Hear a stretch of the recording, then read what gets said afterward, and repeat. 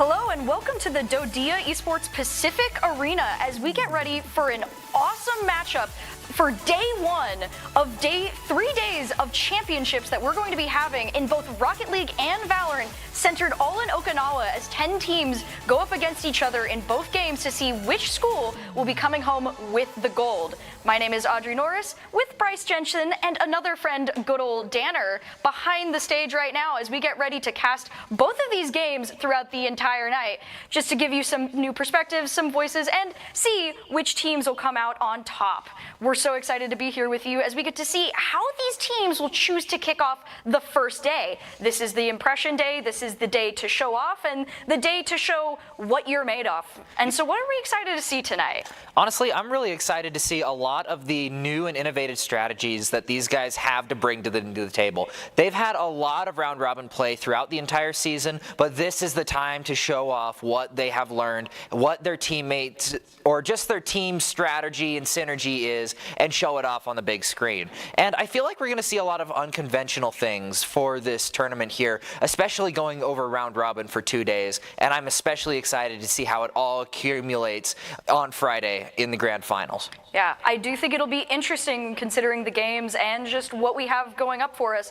In Valorant, we're going to be doing a best of one for each of these teams, so you get one match to show off and see if you're going to be able to succeed and continue into the bracket. And for Rocket League, we're going to be doing best of 5, as you know, the games are different sizes, different timelines, and so we'll be seeing just a variety of gameplay and a little bit of mix-up, at least until we get to the championships, and then we'll be changing up the format a little bit. But that's day 3, and this is day 1. I should have said it a little bit earlier, but one thing I am really excited to see are the rivalries that sort of form. We have 2 days of round robin before the grand finals, and it is incredibly likely that that 2 teams that meet today or tomorrow are going to meet again in the grand finals, and there might be a little bit of a revenge match, a little bit more of a rematch because they weren't happy. I'm really excited to see how these storylines develop and how these players will use these shorter round times to really show off what they got. I mean, this is the day for surprises, right? This is the first day. Not everyone's going to know what you're doing. I mean, people have been playing against each other through the season. They've been seeing what's going on. And so this is going to be kind of the chance to set the precedence for these 3 days going forward. And I'm really excited to see the strategies as well. For Valorant, I'm excited to see some of our favorite agents, and with Rocket League, cars are, they matter, but they're not as specific. I'm still excited to see what options we get and the strategies that people choose to use with each other. Are we going to see some more defensive teams in Rocket League where they're really about the goal? Or are we going to see all-out offense trying to get through any angle and any crack in the defense going forward? And same with Valorant.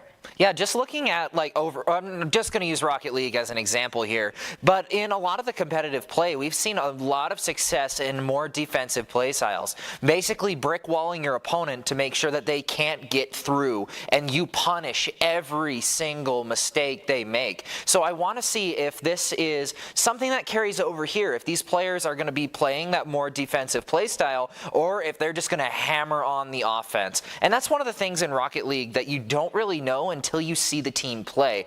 No team is really spectacular at both, but seeing how they adapt their strategies depending on what the opponent has in store for them is definitely one of my favorite parts of Rocket League. That's fair. I think a good question and something that I'd be excited to see is, are we going to see the unstoppable force versus the immovable wall? You talked defensive teams versus offensive teams.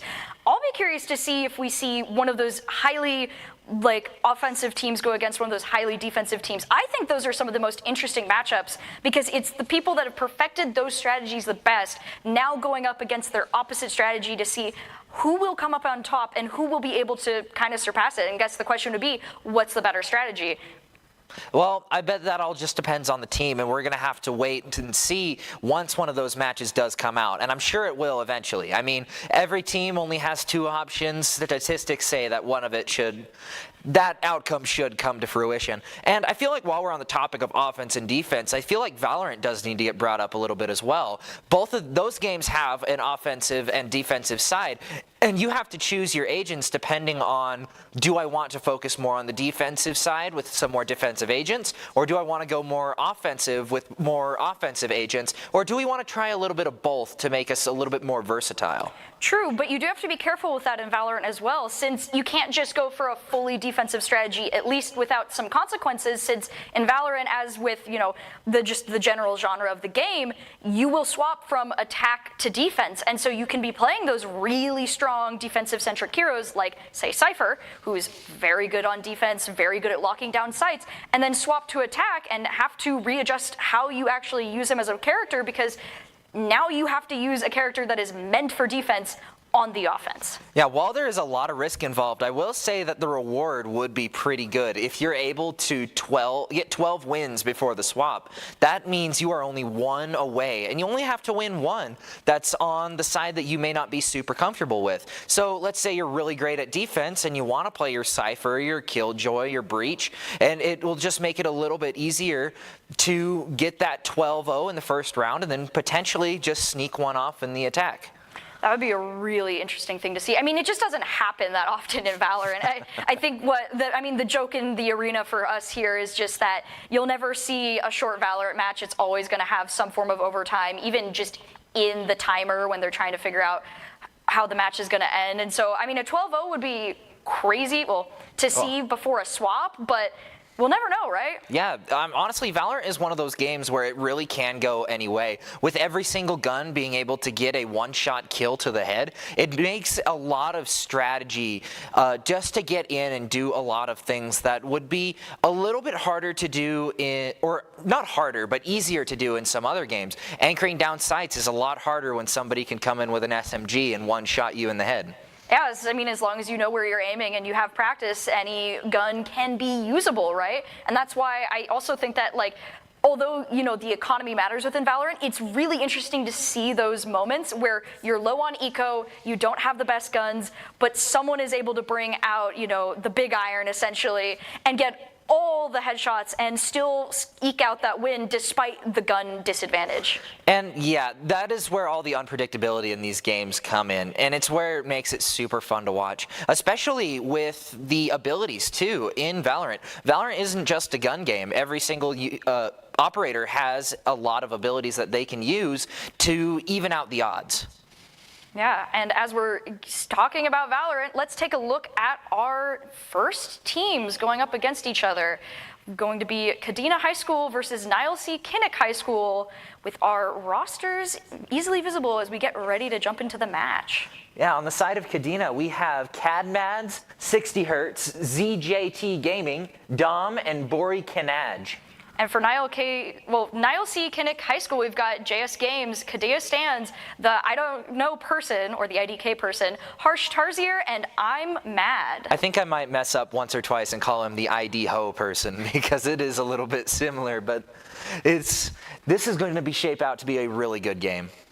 Yeah, I'm very excited to see. And, Valorant having, something else that's nice about streaming two different games at the same time, not only do we get a little bit of a break between the different strategies that we're talking about, but we also get to see a difference in team structure. Valorant is 5 players and Rocket League is 3. And I actually think that's a cool dynamic to be able to show off here, because as we're getting ready to go in, it changes up what the responsibilities and what everyone does. In Valorant, you have so many players. As we can see, another team that we're going to be checking in with later, actually Kubasaki High School versus Niall C. Kinnick High School, with the players being My Pilsner, that Lunatic, and that Lunatic, Fire Fiend, Christian, SUV 7114. And we're already there with the names. Yeah, and we already heard of Niall C. Kinnick's names from the last one. But I wonder if they're going to be playing back-to-back?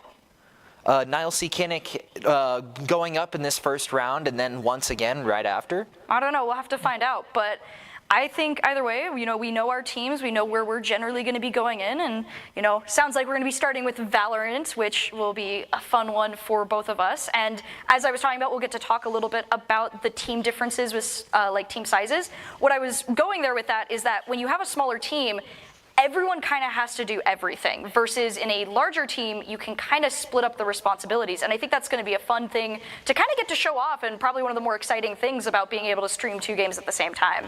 Yeah, but then you also have the potential detriment of it as well. This say that the guy who gets kills on your team dies early and it's 4 guys who can't. That's going to be quite the detriment when you don't have that ability to clutch up in, let's say, a 1v3 scenario. I mean, I would really hope in Valorant you have more than one guy who can take kills, but that's always, you never know. You have your ace, right? You have that one jet player who jumps in, gets all the headshots, runs away, uses the ultimate. But, we always have to have those like anchor players who can come in and take over for that ace when they're unable to play. And so I'd be curious to see, that is another thing actually, is not only the strategy when it comes to offensive versus defenses and choices of characters and abilities, it also comes down to like the expertise within the players, like who's comfortable with what. How many people do you have that all feel comfortable doing everything, or do you specialize in something? Yeah, honestly, I think we see a lot of specialization in Valorant. It's kind of how all the classes are set up. Think about it, like Sentinels are really good at defensive plays, locking down sides, covering flanks. So the guy you have playing Sentinel is probably good at all of those. But if you're only running one or really just one of every class, because I believe there's 4. Yes, there are 4. There are 4 classes. Assuming that you only have one person who's good at every one and then just one guy who can float, it really puts a precedent to keep everybody alive and not do anything super crazy or reckless. Yeah, and speaking of Valorant, we're going to get into the first matchup as we're getting to see the roster. Oh, we're going to see some characters we haven't gotten to see before, at least when we're casting for the Boise State Esports Arena. We have not yet seen Vice, or at least I haven't, so we're now going to be seeing some of the new Metallic Flower and a little bit of mirror matchups, not a ton. Looks like they might actually be reconsidering that too. I thought we were going to see maybe a Cypher and Cypher, but it looks like double Sova and everything else is looking a little different, though Clove as well. Yeah, Clove almost seems like one of those must picks for your ace players. The ability to not only smoke off corridors, but also revive yourself with your ultimate is just super great for those controlling players. It just gives them a second life, it gives them so much more utility to work with, and it also allows them to play apart from their teammates. Yeah, I am excited to see the double Cypher. Big fan, always one of my favorite characters as we get into this matchup. This is going to be, a little bit of a mirror matchup, but mostly differences, and so we'll have to see, will it be the mirror matchups holding out to see who can play the character better, or will the differences be what matter for these 2 high schools as we get ready to kick off the DoDEA Esports Pacific Championships Day 1? This will be really interesting because we have Sova, whose arrows basically lodge into walls, and they give him a whole bunch of intel with being able to see through walls. And then you also have Vise on the defender side currently. Actually, no. Oh yeah, the attacker, or the defender side. And basically, she's able to throw her stuff on walls, and it'll do a variety of effects. She has a flash, she can make a wall, and she can also do a lot of other things that just slow down the enemy team. And it just makes her so good on defense. I mean, as you were talking about with how Sentinels work, that is their whole purpose. And what's fun about Vice, and kind of tricky for the opposing team, is the fact that she can put her flashes through the wall, unlike a lot of characters. But we're going to jump right into it. Clove looking for some potential spots to smoke off in this kind of side area here, looking to spot any of the players. So far, they have not noticed anyone down the line. Going to smoke off the hallway, give some extra room. As they move up, Sova knows that someone might be down the corridor, and Cypher's right there. He's going to want to be careful if he doesn't get caught off guard, and Sova's able to take him out, moving towards point A here. Going to use his arrow to try and gain some information for his team. Knows that there's not a lot of people, and with that, they're going to be able to move in. The rotation through mid-market is just so dangerous, and for that reason that you just saw, Cypher is able to take out the Clove, and without her ultimate up, you can't get that revive. But Vise is able to take one off. They're still down 1, but it is a 4v2 now after the Clove finds a kill on Sova. And quick to fall next is KO. It is just Vise left, trying to take out 4 Kadena players. Ooh, rough spot to be, and Fire Fiend is able to take them down, giving Katina High School the first point. With that, we're going to be going into the next point, and with that as well, they have the eco to start, updating what they've got in their weaponry. I mean, we saw before what we were talking about, right, with, pistols and guns and what variety you'll be able to get, and we can see here, they were able to get the upper hand in the pistol round, and now get to go into the next round with a little bit more variety, while Niall Kinnick High School is going to have to save if they want to be able to get anything better going forward. Yeah, this pushes Niall into a really odd position. They can either buy all of their utility and settle for really poor guns, or they can go for the better guns but lack utility. And I feel like that's you don't really have very much of an option. Cypher does get a view onto the B-side hallway, making sure that nobody goes through. Clove and Cypher both fall. Kadena takes an early lead on Kinnick with a safe rotation through mid-market. That is such a good outcome. KO though, but the flash! Flashed. Doesn't find anyone out of it. Everybody on Kadena still alive as they rotate towards defender spawn. I kind of don't blame him for taking that, but now Vice is going to have to fight them, but Maya is going to take them down with Sova and KO getting knocked out with that. Kadena is now able to get a flawless. Oh, that is a bad spot to be in if you are Kinnick. They had the opportunity to get somebody there. They had 5, I think it was either 4 or 5 of them flashed, but just nothing came out of it. I don't think they knew that they were flashed. Otherwise, that would have been a significantly worse outcome for Kadena. I mean, although they ended up losing, I kind of understand why you didn't want to push that corner, right? Like, just because you get a flash off doesn't mean people can't tag you, especially if they saw you. And in any case, that was information. Although it didn't go the way that they wanted it to, they now know that they might try to push through mid-market here. And as we can see, Kadia Stans is going to move through that middle area to get a recon bolt out and see if they notice that push happening like before, which is not going to go through, as Kadena is going to take down Cypher fairly quickly, spotting another player. Vice goes down. With that, Sova is really not wanting to let them get any early leads. Niall CK down to 2 players. Ooh, Mai on the Killjoy also takes out KO. It is now just Kadia Stans on the Sova. The plant goes down, Spike is down. Kadena has 4 players left and a significant advantage here. You do not want to be in this position as the defender. This is just a very, very hard spot to get out of, because the attackers now pretty much have full site control, and just one person is not going to get that super easy. And I mean, they've got all the sight lines down now. He's going to go through it. As you can see, Clove was there waiting. And with that, Sovo goes down, and another point is given to Kadena. Looks like Kadia did not stand for very much longer.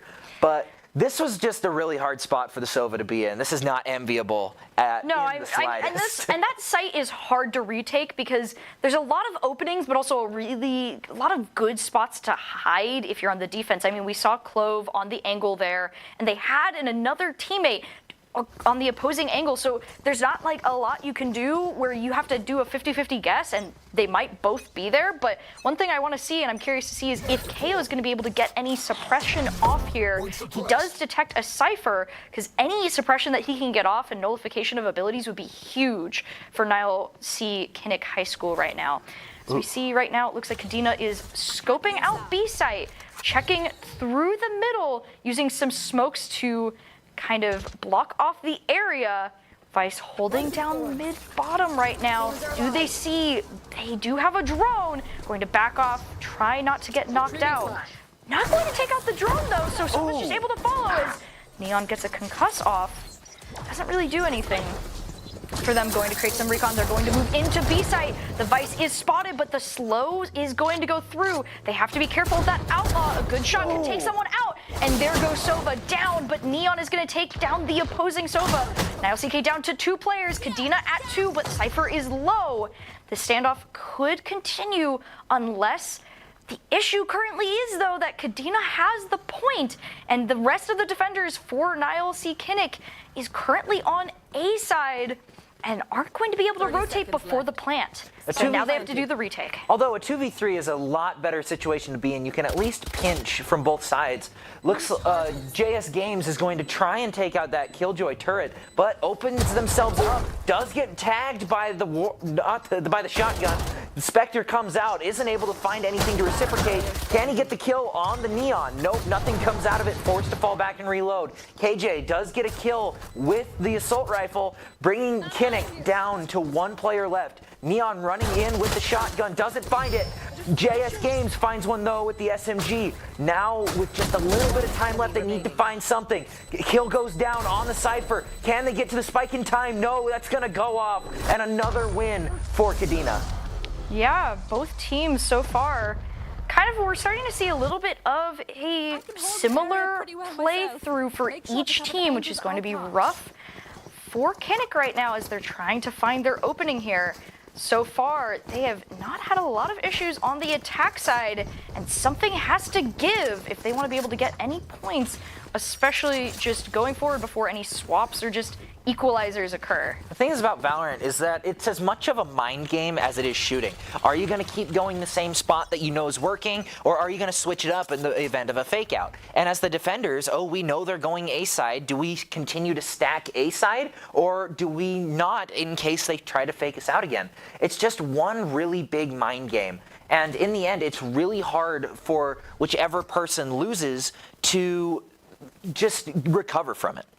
Yeah, all right, Kinnick on defense moving up through the middle, kind of trying to lock down Kubi right now as they move through A main, kind of taking a more standard route through. They're able to take down these 2 players, move onto the site with the Killjoy Killzone out. That's actually a great spot. They're able to detain a player too, and they're going to be able to lock down the site to get the spike down. Now we have to see, will the 3 players left for Kinnick be able to do anything about this? KO not in a terrible spot here on high ground, but still manages to get taken out by the Vandal. Vise is able to find one before going down themselves, but it is just Clove left taking out 3. Spike has already been planted, and this is not a very good spot that you want to find yourself in. Pilsner finds the final kill on JS Games, allowing for Kubi to take their 5th round. Yeah, and at this point, the eco is definitely rough here for Kinnick, as we can see just they have not been in the best spot with guns, and the range game is starting to just be something they really can't compete with. I mean, Phantoms versus the Bucky at that range, you're not going to have a lot to work with, and it's really starting to hurt for them here, as right now, Kubi hasn't really been halted at any point. Yeah, this is where the importance of economy really does come in. The ability to settle for worse guns for maybe a round or 2, just so that way you have those better guns to match your opponent. So you're not going shotguns v assault rifles. It does look like Kubi is trying to go through the night market again, but they're actually going to fake them out. Looks like they're heading up the hallway towards B, and I don't know if Kinnick is ready for it. They just have Marshall, one though. Vise with the Marshall, but the smoke goes down. Nobody can see anything, and now the scramble to get to B site is on. However, 1 player is the only one that is going to be able to really do anything, as Vice able to lock it down. Now they have been able to successfully stall for a little bit longer, but not for long, as Kubi runs through, taking out 3 players. Now they're down to 2 people left in the back lines of B side here, with Pilsner taking a shot at Cypher. He's able to see him and get him in his sight lines, knock him out, and with that, Kubi gets another flawless, taking down both the Cypher and the Sova. That was a rough spot to be.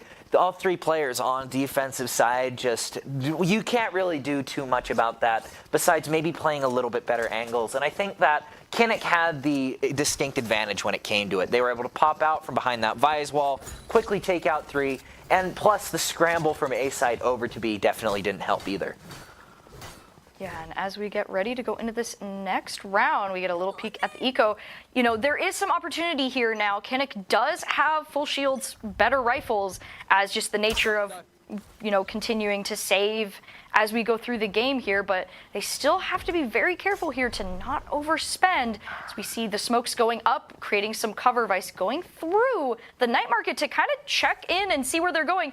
Might get a pop-off, is able to take down the Cypher, but a trade goes through, and 2 players go down on Kinnick's side. 3-4 here, with Killjoy being fairly low. They're going to have to be very careful, but now it's all up to Sova once again on A side. Kadia stands is able to take down the opposing Sova, tries to go through, sees the clove, but doesn't have his sightline lined up and gets knocked out. Yeah, I'm starting to see a trend out of Kubi here. They really like to play really close together, and they'll only really split up if they know one of them has been seen. So it makes them think, oh, all 5 of them are in one spot right here. Let's go, go, go. And then they just pull this encirclement maneuver and just squeeze them in from all sides. And so far, it's worked pretty well for them. Yeah, and it might continue to work here. 7-0. Kinnick has not been able to really shake anything up and get a point in just yet, though the elims are getting closer, and that's something to watch here. Though Pilsner is able to take down Cypher down the hallway, he sees another opponent. However, the smoke is going to go through. He can't see him immediately. Using it for cover, he's able to get an owl drone out and see if he spots anything. He does see the Sova, checks the other sight lines, and doesn't see anyone else. That gives the cue to QB here. They know to continue to move through mid, and we see firefights going off. Pilsner taking down Vice, and with that, Kinnick is back down to 2 players with Kubi at their 4. This is kind of starting to, as we've talked about a couple times, we're seeing that similar pattern here as Kinnick is kind of stuck in a rough spot with Kubi rotating to A to, looks like, go for the plant.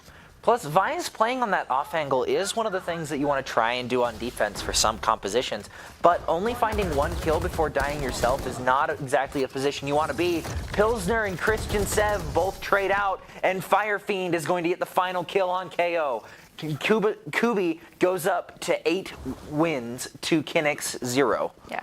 I think the other thing, too, we can see here is that Kubi really doesn't like to commit to a site. Although they will go one direction, and they do seem to have a little bit of a preference for A, at least when it comes to planting here. They really are good about rotating away as soon as they get into a firefight and reduce the numbers, allowing them to catch the other team off rotation.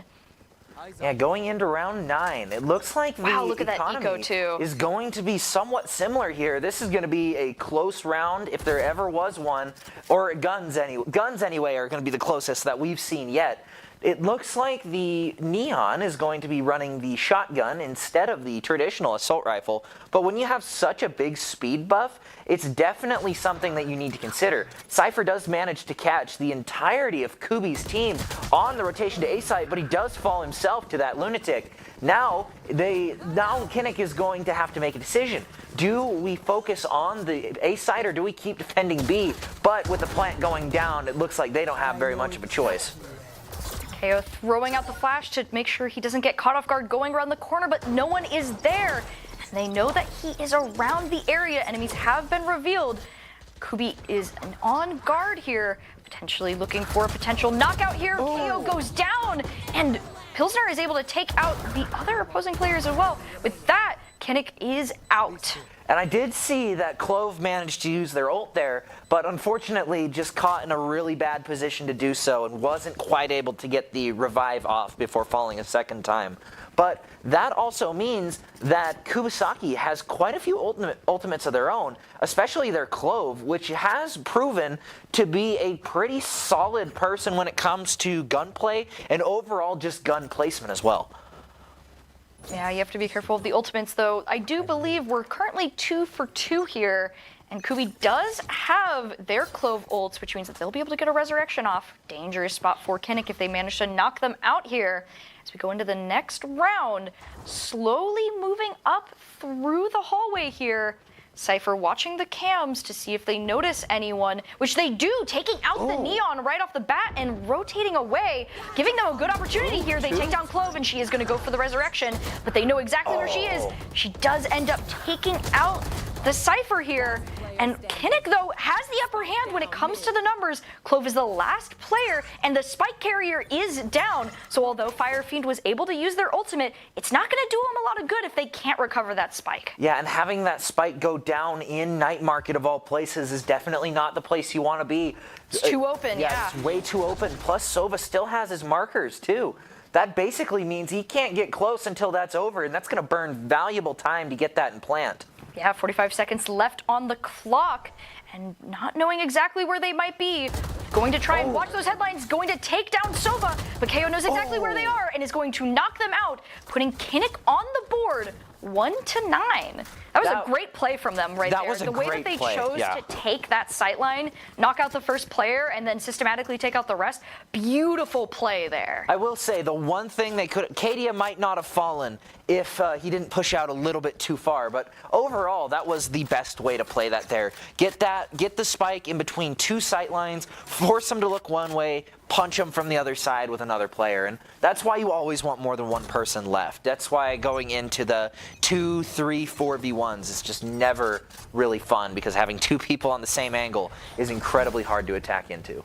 Yeah, you have to be careful of collaterals with that. But in the case for Kinnick, they were able to get on the board and start rattling up that eco, though it does seem like Pilsner is not ready to let them get the points so easily this time around, knocking out Clove here and going to go for the recon bolt to see if they can gain any more information. They do know that KO is around the corner and he is fairly low. Anything could knock him out at this point. He's able to avoid the Vandal. Tries to go for the flash and he's going to be on the corner, and with that Pilsner is able to take him out and now move towards the B side through mid-market. Another player goes down. Fire Fiend taking out another player as well, and with that Vice is the last one left as the plant begins, and stuck on A, going to have to watch out with an op as well. Not rough spot to be, as able to plant the headshot, knocking them out, giving them 10 points. That is unfortunate. You're just running through the hallway thinking that you're safe, and then bam! There's the Vandal from a spot where you wouldn't expect him to be. But overall, we've seen that from Kubi through this entire game. So many unexpected angles onto the entirety of NileC's team. And this goes for being on offense, just attacking. This goes for them after they've planted. It's just one of those things that they've done this entire game that I don't think Kubi has been entirely expecting throughout this entire thing. But out comes the Marshal, is punished by Pilsner though. That lunatic also finding JS Games as well. That is a rough start for Kinnick. Yeah, and with this being the last round before the swap, we see everything go out as Hunter's Fury is activated. The Killjoy goes down, going to try and lock down the players as best they can. Attacker Killjoy, with that, is able to lock down the A side, and Cypher is the last one standing with the plant down. This is going to be a rough spot for him, trying to go around those angles, and he's caught off guard by the other Cypher, who goes around the corner, giving Kubi a flawless to end on the swap here. Now, we'll have to see. Don't know how this could end here. Kinnick has a long way to climb if they want to be able to take this match. And right now, we'll have to see, will the swap benefit them, or is Kubi going to be able to run away with it? That is true.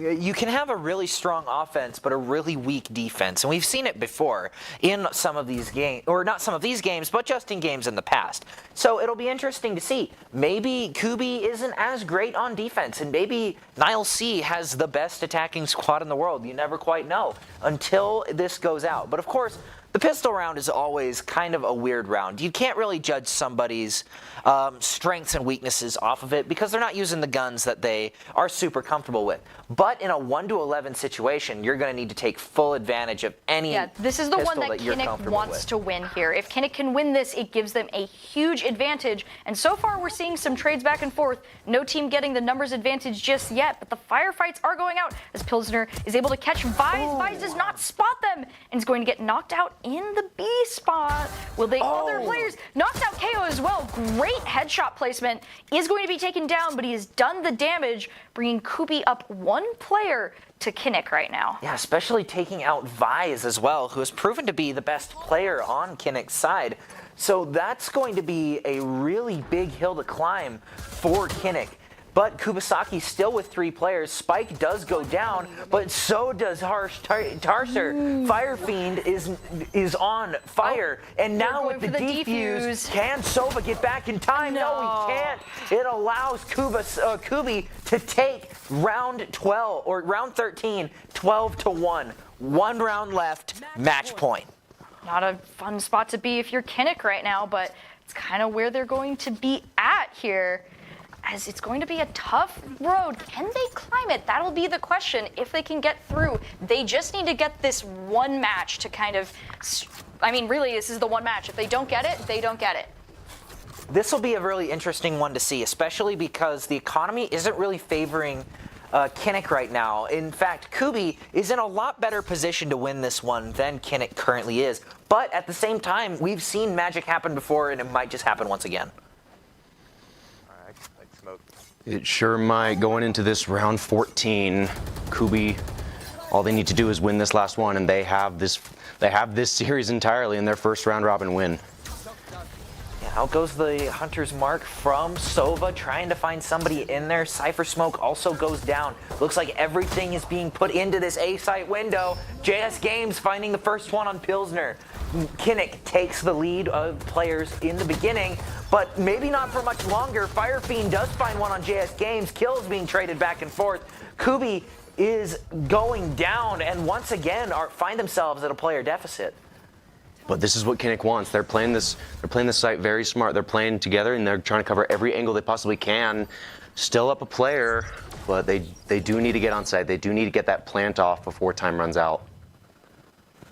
Looks like the rotation is coming out of Kinnick here. Oh, the Lunatic, though, is going to find one on Cadia Stands right before he can complete the rotation. That is going to make things a little bit harder, but it does even things out for Kinnick, making their jobs a little bit easier. All they have to do is take out 3 players, and even if they stop the plant, that means they win this round and not keep their series, but go up 1 in this round robin.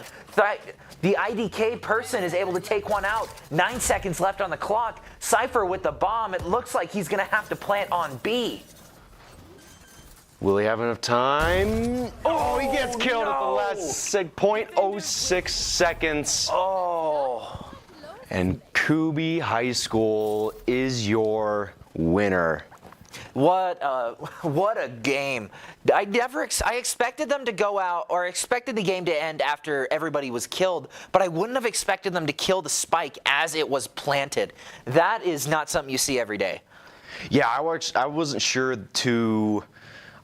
if any players were going to be able to make it to B-site to try and stop that plant, but sure enough, there was one there to get that kill. Yeah, I was following him on the map, and it didn't look like another team player. It looked like a fellow teammate. Mm-hmm. So I was like, oh, 2 players going that way, that should be fine. Little did I know it was the other team. Not quite. I do want to say hello, everybody. My name is Danner Hill. I am the other caster for the night, joining you. And after that first Valorant match, that is going to be our first one of the night. Or of the morning, I should say. Oh, yeah. Night for you guys, morning for us. Or morning for you guys, night for us. You okay? It's starting to affect me. I'm too old. I go to bed at 6 every night. I do want to ask, though, what did you think of that first match? I will say, it was good, but there were a few things that were unexpected, if I were to say the least. A lot of angles were taken by the side of Kubi that weren't normally seen in a lot of other play. Like, in some other forms of play, you don't normally see 2 or 3 angles being taken by the same person, but we saw that quite often with Kubi's team. And then Kinnick didn't really have a response to it. They kept holding one site angle, and anybody else who was on another site was pretty much forced to that one site because they couldn't quite anchor it down with the angles they had. Mm-hmm. Yeah, and I do want to shout out the Sova on Kubi. Was it Pilsner? Yes. I feel like, because I was off to the side watching, and I feel like he was the playmaker of that round. I feel like he was getting a lot of kills. He was doing a lot of good things for that Kubi team, and he was a really contributor. Yeah, Sova just as a character is just one of those characters that you almost need in every single team you run. The ability to stun, scope out with your drone, scope out again with your hunter's bolts that can bounce off walls, and then having an ultimate that can kill through walls is just so strong. And to think he was one of the first characters ever in the game. Yeah, exactly. It's that first character that when you log into the game, it's free to play. You can do whatever you want with him, and he is a very useful character, even when you're at such a high level like this. Yeah, but that concludes the first round-robin round of Valorant for the night. But stick around, as we're going to be jumping into our next game of Rocket League here pretty quick. That is such a good KO the flash! Doesn't find anyone out of it. Everybody on Kadena still alive as they rotate towards defender spawn. You know, I kind of don't blame him for taking that, but now Vice is going to have to fight them, but Maya is going to take them down. with Sova and KO. The Marshall is punished by Pilsner, though. That lunatic also finding JS Games as well. That is a rough start for Kinnick. Yeah, and with this being the last round before the swap, we see everything go out as Hunter's Fury is activated. The Killjoy goes down, going to try and lock down the players. Stop the plant. That means they win this round and keep their, or not keep their series, but go up 1 in this round robin. The IDK person is able to take one out. 9 seconds left on the clock. Cypher with the bomb. It looks like he's going to have to plant on B. Will he have enough time? Oh, he gets killed.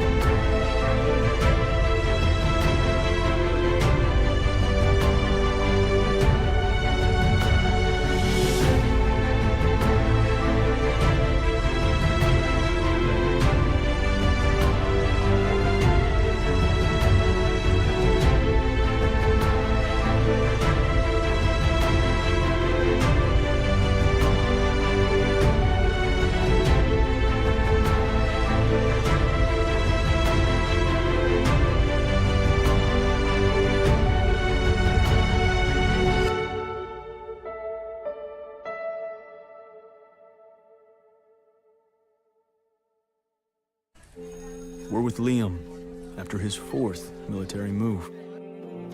When being new is starting to get old. We're with Tara during the holidays when she misses home the most. Thanks to generous supporters, we're with all service members and their families who need connection, comfort, and a home away from home. Are you with them? Learn more at uso.org today. We're with Bridget, whose husband won't be home for months and whose daughter is due any day. We're with Mike, who's leaving home to protect his family and yours. Thanks to your donations, we're with all service members and their families who need community, connection, and maybe a bit of magic. Are you with them? Learn more at uso.org today.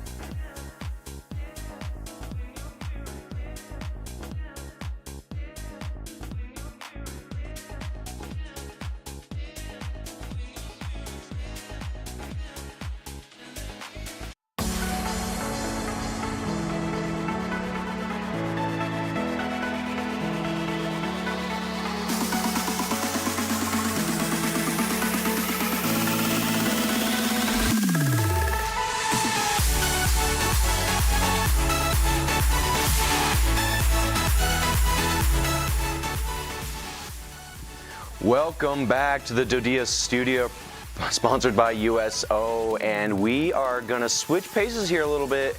And instead of a Valorant match, we're gonna switch over to Rocket League for this next match against Kubi High School versus Edgren.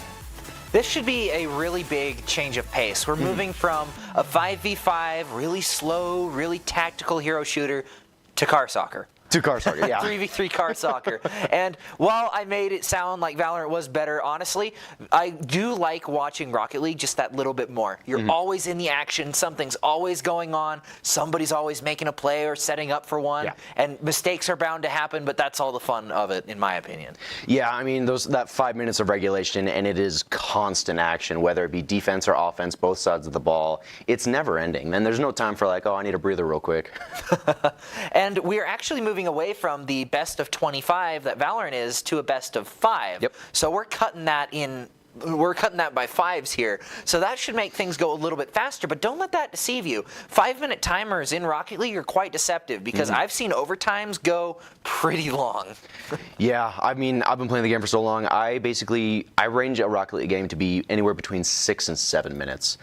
But before we get into that, we do want to show you guys the rosters for these two teams. And for Kubi, it's going to be Y, Mr. Griddick, You Missed, and Who You B8.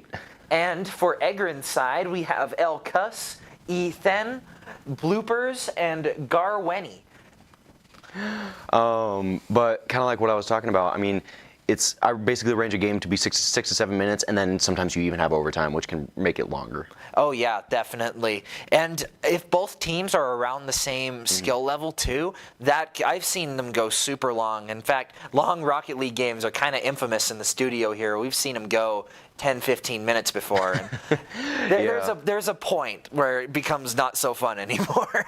Yeah, but before we get into this match, we do want to bring you the USO keys to the game. And in Rocket League, we want players to create mistakes, punish the DBL commit, and use boost wisely along with bump opponents to disrupt. Now that's a big one. I like bumping and I like disruption because it really messes up a rotation. I mean, they said it in a lot of racing movies. Bumping and rubbing is part of racing, and it's also a part of this game as well. And honestly, I'd say the bump is more important than the demo because you can disrupt so much more stuff with a bump than you can with a demo, in my opinion. Sure, you take one person off the field, but they're right back when, like, not even 2 seconds later. Yeah, like 2 or 3 seconds. Yeah, it's like 2 or 3 seconds, and then after a bump, the entire plan just goes out the window. Yeah, I mean, when you get into a rhythm when you're doing defense like that, and you get your rotations in, and you're making sure you're trying to get every save going, and then one bump happens, and it's like, oh no, what's happened? And you're trying to regain, trying to get boost, and trying to get it happen, but then it just opens up possibilities for that offending team. Yeah, especially because we're looking to create mistakes in Rocket League. So much stuff can go wrong at a moment's notice, and a good attacking team will be able to capitalize, and so will defenders too. Yeah. And it's where we're going to see what these teams are more specialized in. Do they like their attack, or do they like their defense? We have a lot of questions going into this one, and only answers will come out of it in this best of 5. Going into game 1, though, I'm curious to see what these two teams have to bring. But before we get into this matchup, we do have a quick message from our sponsor. Since 1941, the USO has been the nation's leading organization to serve the men and women of the U.S. military and their families throughout their time in uniform. From the moment they joined through their assignments and deployments, and as they transition back to their communities, the USO has always been on their side. Oh, it might be first goal here. It's going to roll on in for Ethan. I'm glad they let me finish the sponsor read, though, before Ethan manages to get that goal. And is that Lightning McQueen? Ka-chow! Sure is. Ethan, though, getting the first one for Edgren. Man, can you tell Rocket League is made by the same people who made Fortnite? Well, no, Rocket League Sonics, Epic just decided to buy it, and I mean, they've been doing a pretty good job making some good quality of life updates recently, and maybe it's going to be another one. Let's go in for another one. El Cuss, or no, that's El Ux. El Ux. Yeah, El Ux.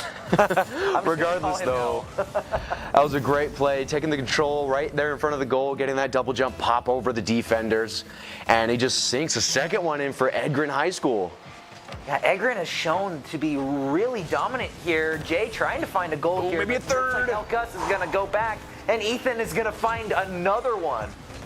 This is a great play here. Ethan, he fakes the kickoff, he goes to the sidewall, grabs the mid boost, and Lux, all he has to do is pass it, and it is pinpoint precision. You can tell that they've practiced that one a few times. I feel like that's just one of the staples for a Rocket League team, though. That looks like to be the thing in everybody's playbook. The classic fake out, but looks like LX is going to try and find another one, but Jay is ready for it that time, plus an unlucky bounce off the crossbar. Ethan is going to be able to get it back into their control, but looks like for the first time it's on Egren's side. Ooh, this one might be dangerous. No one was there for Kubi. It's all right, Ethan, he's going to take this one slow out of the corner, trying to air dribble it to the midfield, maybe a pass to his teammate, Aiden, and Lux are double committing on that one, but it's okay, it still gets out of their half for just a moment. It's going to hover. Ethan there, shot on, and it's going to go off the post. Whoa, what good shots out of Ethan, though.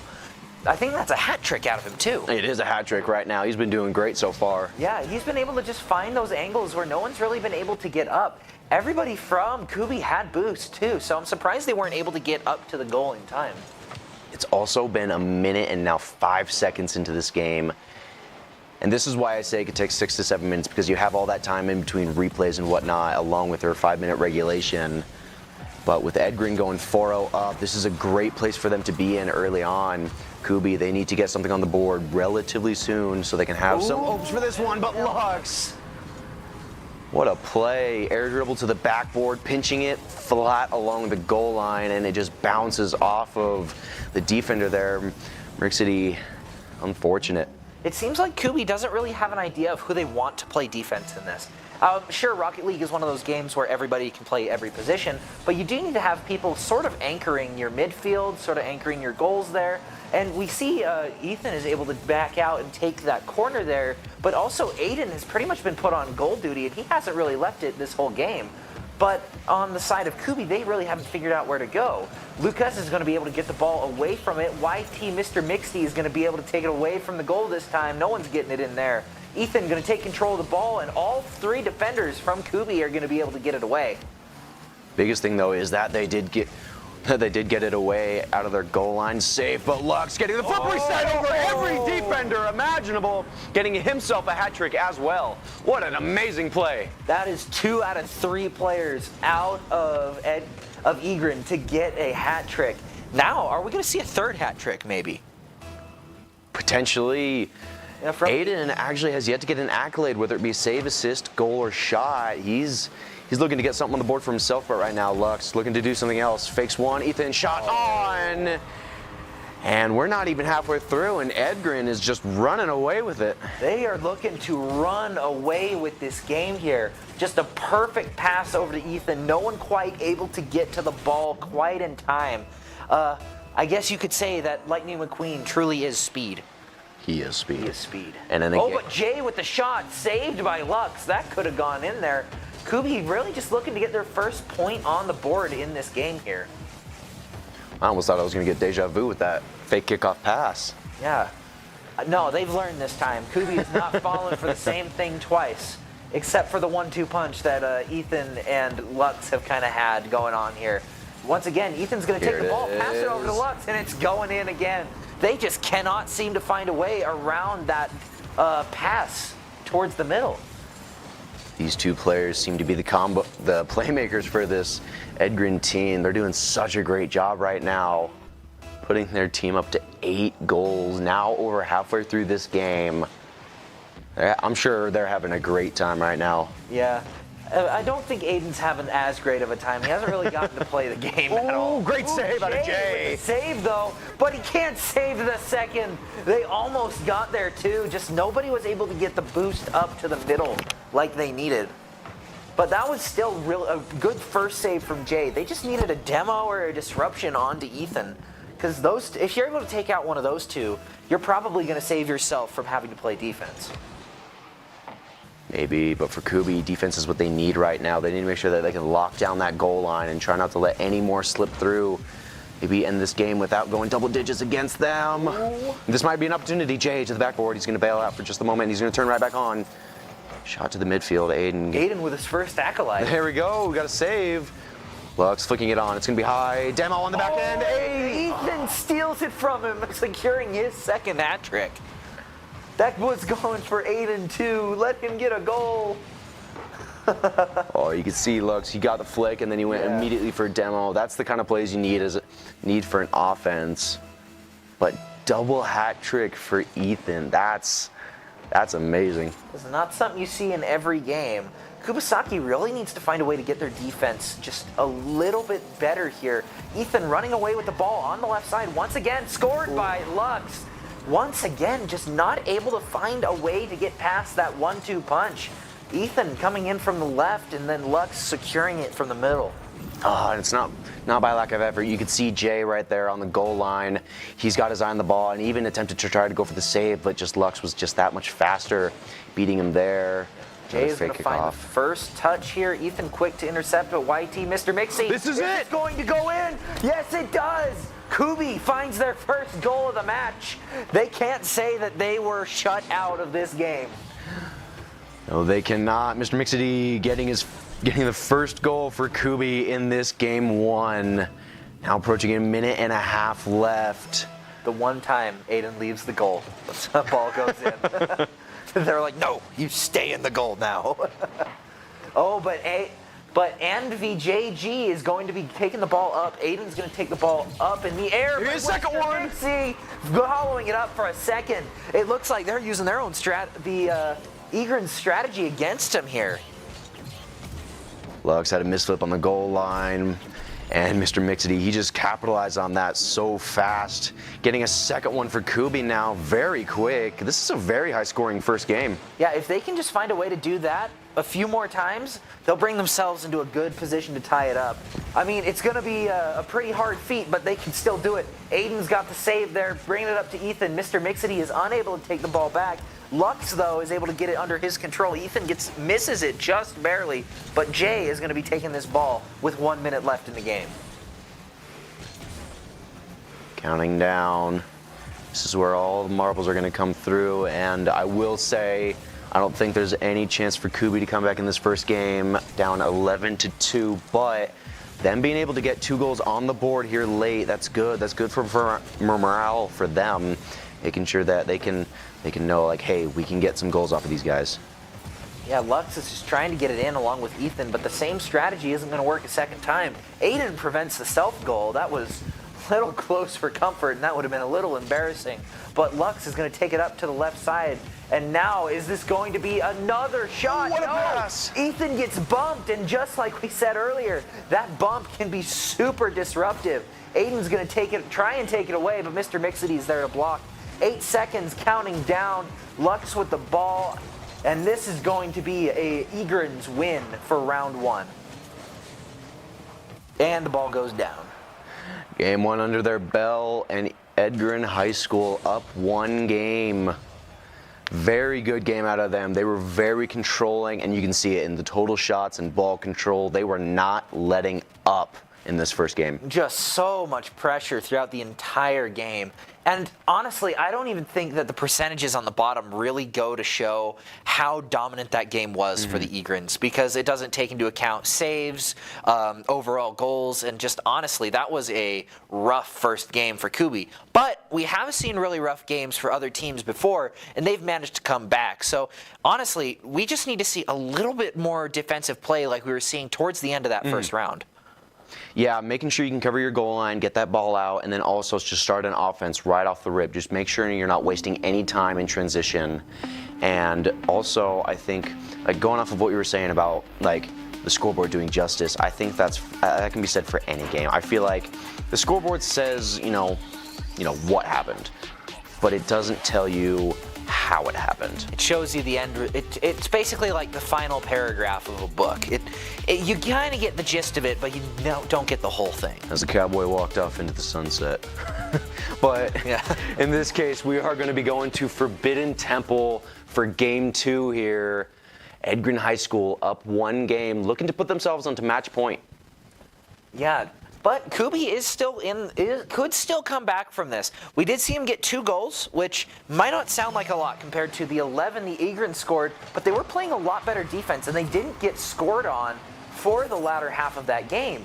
Aiden is going to take the initiative and get a really early save after a shot from Nivi. But now the ball is on Egren's side, and they're going to have to play a little bit more defense in order to get this ball back to where they want it. Already within the first 20 seconds, you're seeing a pass between Ethan and Lux. They're not going to waste any time. They're going to get the first one for Edgren. But what I was going to say is that Kubi, they're doing a great job there in the first 15 seconds to maintain control and, you know, keep it out of their half. And they were doing good. I feel like they were making really good challenges and making sure that they could try and get opportunities made. It's just one pass from Lux to Ethan, and you've got yourself a first goal. You know, they say it's bread and butter that makes the toast, and in this case, toast is goals. Lux trying to get the ball again, but looks like Mr. Mixity and Inivi are right there to stop that. They are not letting another one go through, but they might just. Lux takes it, but nobody is there to follow up. Ethan passing it right back to his own side. Aiden pass up to Ethan, and looks like that ball is just getting shot between all three of the defenders. This ball, all they really have to do here is score one more goal for safety, but knowing Egren, that is not where they're going to stop. Aiden's going to take the ball, and is it going to go in? No! Mr. Mixity taking it away, and now they are back on defense, where it seems like they've been for the majority of this round. They have, but they're doing a lot better right now. They're maintaining their composure, getting these balls out. But now it's going to be Ethan to the sidewall. Lux taking control from that pass. Jay taking it into the corner, trying to get that possession out of him. Lux trying to pop it up for a teammate. Ethan misses! Oh, but Lux! He's right there. Score on his own ball. Yep, just a pass to himself at this point. Gets over. Ethan had that too, but just a little bit too far to the right. Yep, Lux also out of boost, so it was just a last-ditch effort. And Edgren going up 2-0 now. Very different from round one. Mr. Mixity is going to get early control of this ball, followed up by Lux. Is that going in? No! Off the side, just barely. That could have been bad because nobody was in the goal.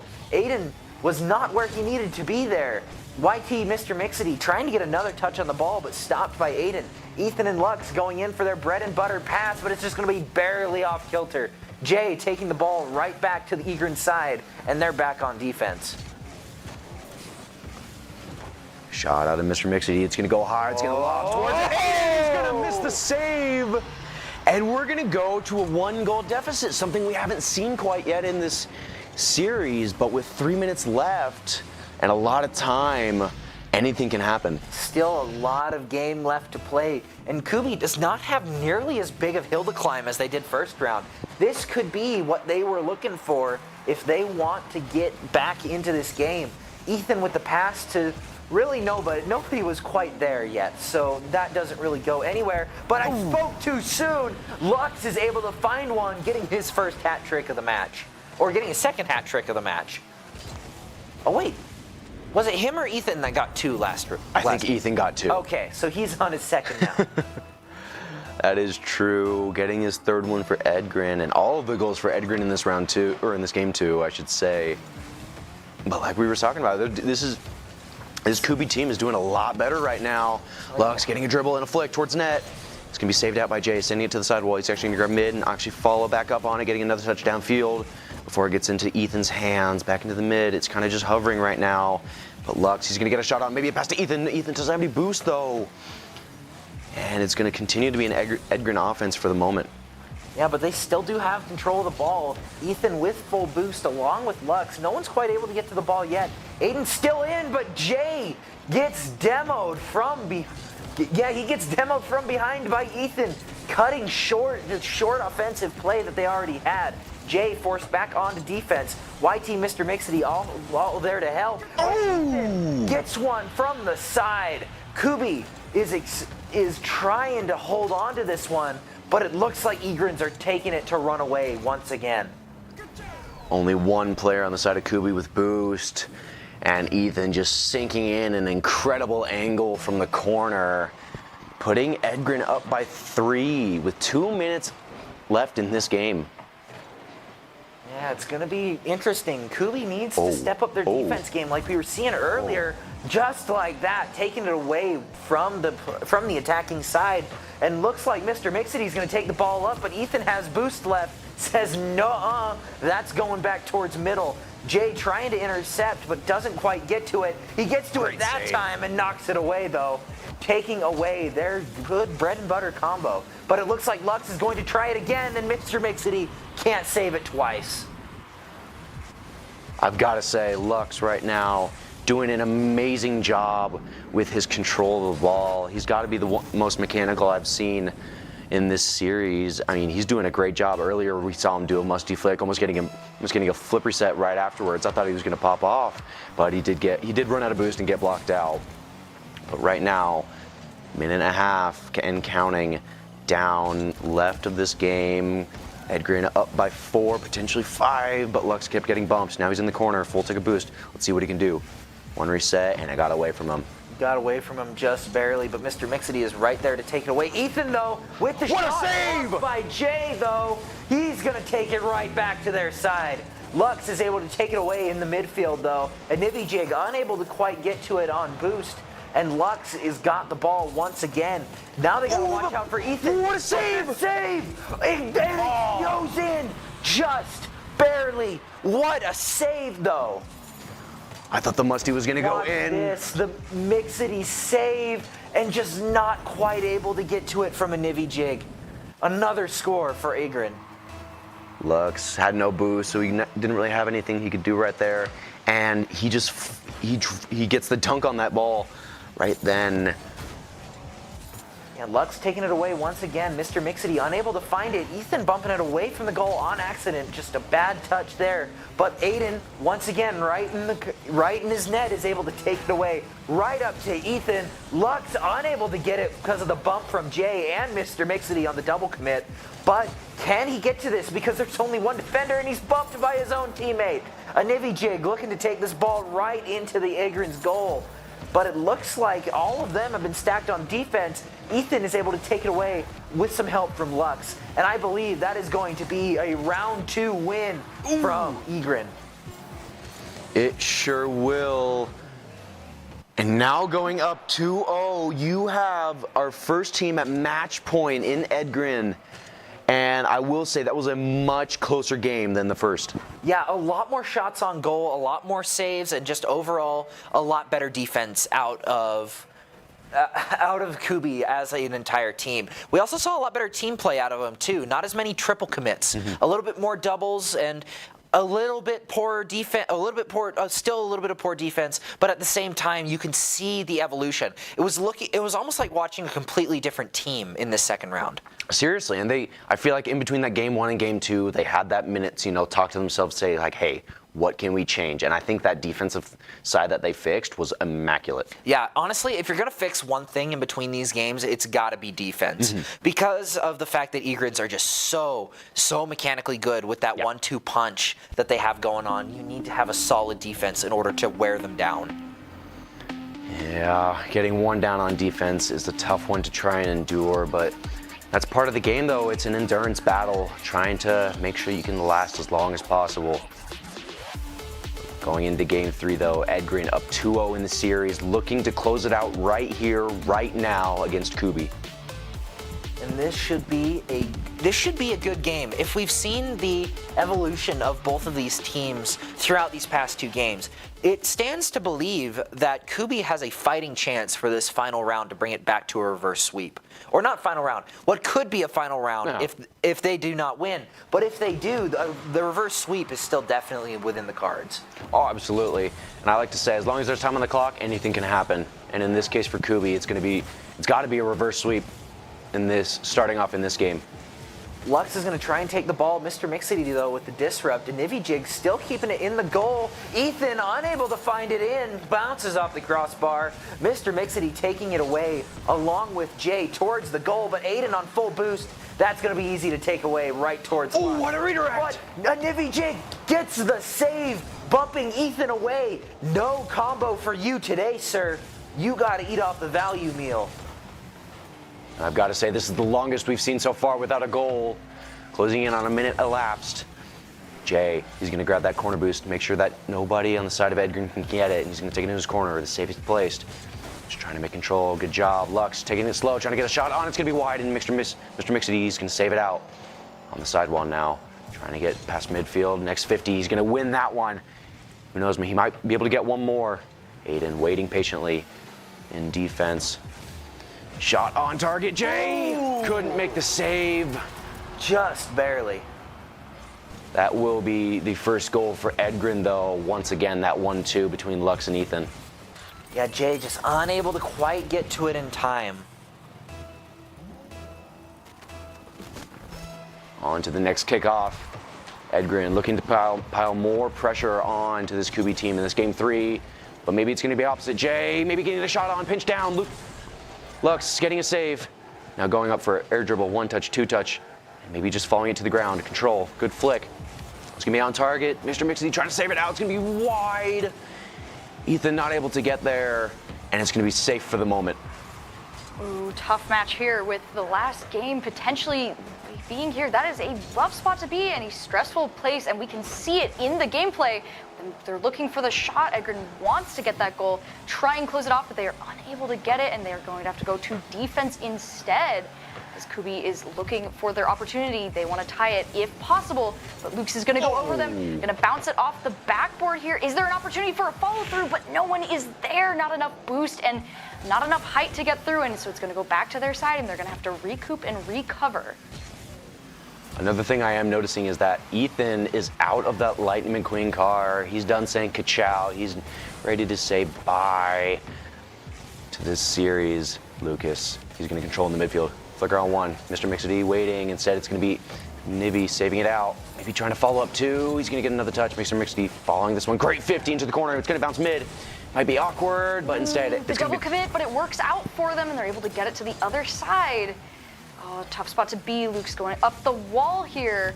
Going to try and bounce it off. Look for a teammate, but not able to commit to it. It's going to get driven down to the other side once again. Maybe another opportunity for Kubi here. Not quite. Ethan, he's going for it. Driving through the middle, having to watch. Plenty of boost for their team. Opportunity to work with here, but not able to get the ball control. However, Mixity isn't able to get through it either. Luke's and Ethan and Aiden all there. This might be a shot. There might be an opportunity, but they're able to get back and recover. Once again, a minute and 45 on the clock, and Ethan able to score for Edgren. Wow, that was quick. I didn't even fully see it happen there. The camera wasn't able to catch up. Stuck on a Nivy right here, but Ethan, you can see him one touch into the pop, and he gets that counterattack going, and all it was just him sinking it into the top bins of the Kubi goal, putting Edgren up by 2 now, under 2 minutes left. Easily the closest game yet. Kubi doing a great job, but here's the thing: they know that they can score. That they know that they can create opportunities and try and make this game a lot closer than what it is. And we see it. They're looking for another opportunity. Going to get a demo onto Luke's, though, and that's going to give Kubi some room to work with, but not if Ethan has anything to say about it. Popping the goal up. Oh! Get a score and a hat trick out of that. Just kind of, I think, caught the team off guard here. It goes into the air. It didn't even look like it was going to go through, but just barely squeaks through. That was kind of a dirty goal there. I thought it was going to bounce off the cross guard and go away, but nope, just barely below it. That was a pass to himself right there out of Ethan, and what great, intuitive play to get that double tap, and maybe another one out of Lux. Starting to Wow. run there. With that, Kubi is on the back foot, going from a 0-1 game that looked a lot more likely to be able to score, now into a 0-4. That is not a fun spot to be, but just as quickly as those goals were gained for Edgren doesn't mean that Kubi can't do the same. Maybe not. Oh, just a kickoff goal right there. Crossbar down. It's going to put Edgren up by 5 now, surely securing this game 3 and putting themselves through, getting their first win in this round robin. But I've got to say, this Edgren team, I mean, they looked kind of slow in the start, having only 1 goal in the first few minutes, but they've really picked it up towards the end here, looking like how they played in that game 1. And we're seeing it 1 minute remaining now and going for another goal. With the follow-up there, able to support his teammate, Ethan is able to sink another one in the goal. And unfortunately there, they go for a double commit. They try to get enough altitude, just not enough to really bounce the ball away. All right, going into the kickoff again and wanting to avoid any potential there. Now going to have to just try and be as careful as they can. 50 seconds on the clock, not able to do it. At this point, Edgren is just able to kind of run away with it with the goals here. What an angle right off the sidewall, Lux. Just wasting no time, and the defender, he wasn't expecting that angle to come out as well. Putting that one to the bottom right. 7-0 with 52 seconds left. Edgren making gaps with the little time that they have left in this game, in this series instead. Jay getting a touch there, maybe even a shot, but he's going to get disrupted by Ethan. He's going to take it into the corner. Maybe creating an opportunity for a teammate. It's going to bounce mid. Lux getting a great save. Mr. Mixity almost getting a shot on. I've got to say, Mr. Mixity is kind of tough to say fast and on the spot. 30 seconds remaining. No goals on the clock for Kubi, trying to gain control of the ball, looking for their opportunities here, but at this point, Edgren knows that and can stay in the There it is! So Mixity is able to get over them using the same trick, getting a little bit higher up above. We see ball gets bounced up, and that's his opportunity. He sees it, going straight over the defense, who isn't able to get enough boost up to stop him. Nope, can't stop him, but I will say that this is our first Brazil of the series. First 7-1, and right now with 15 seconds left, Edgren more than securing their first win. Yeah, and with that, really all Kubi can do is try and keep the ball in the air, but it's going to be hard to do with 3 seconds left on the clock, and Edgren with control. That's going to land right as the second goes through, and that is going to be a win for Edgren for this round robin day one, which, you know, great spot to be with the way that they were playing, and overall a great win to start off the season, well, the championship. Yeah, these final 3 days, it's a great way to start off. I mean, out of 5 rounds that we have scheduled, winning round to 1 is the biggest thing. Getting that first step made and getting that first, kind of like just confidence builder for yourself, being like, okay, that's our first win, we've got this, and we have momentum going into our next match. And if anything, it's also kind of interesting for Kubi because, we went from Valorant to Rocket League, watching Kubi play 2 matches, and they ended up winning the Valorant match. Got a pretty overwhelming win in this one, and then we flip over to Rocket League and we get to see Kubi isn't able to completely take it out there. So far we're seeing a balancing out of the sides with these teams, and we'll have to see where they go from that. And the rest of the teams, as this is a round robin, so they'll be able to continue to compete, learn, and see where they go with it. Yeah, but on the point of that, our next round robin match is going to be Valorant again. We are going to be bouncing back and forth. So Valorant next, what are you expecting out of this next one? I think it'll be interesting to see. The complete one-sidedness that the last match had is not super standard for Valorant. There's a bit of back and forth. You'll have one team that'll get a good amount of rounds in, but you'll at least see some back and forth, especially at the beginning where the weapons are all shaking out. So I'm honestly would like to see a little bit more back and forth in Valorant. It's nice to see how people have to adapt to their strategies instead of going, okay, I have the weapon I want, I have the abilities, I have everything I have, and I'm comfortable in the situation. I want to see scenarios where these players have to figure it out and go, what do we do with our limited resources? Well, with this round done and over with, we are going to take a quick break, and when we are back, we are going to be going to another Valorant game. So catch us right after this break.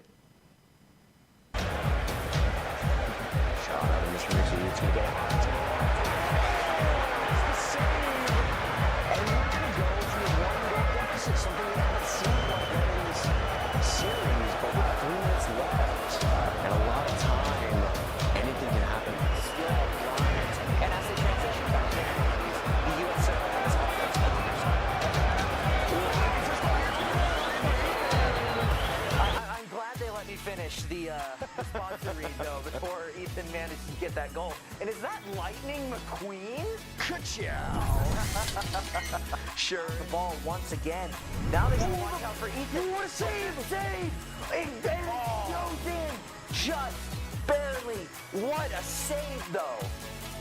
I thought the Musty was going to go in. The Mixity save, and just not quite able to get to it from a nibby jig. Another score. Biggest thing though is that they did get They did get it away out of their goal line safe, but Lux getting the flip reset over every defender imaginable, getting himself a hat trick as well. What an amazing play. That is 2 out of 3 players out of Egret to get a hat trick. Now, are we going to see Right there out of Ethan, and what great, intuitive play to get that double tap, and maybe another one out of Lux. Starting to right there with that. Kubi is on the back foot, going from a 0-1 game that looked a lot more likely to be able to score. Now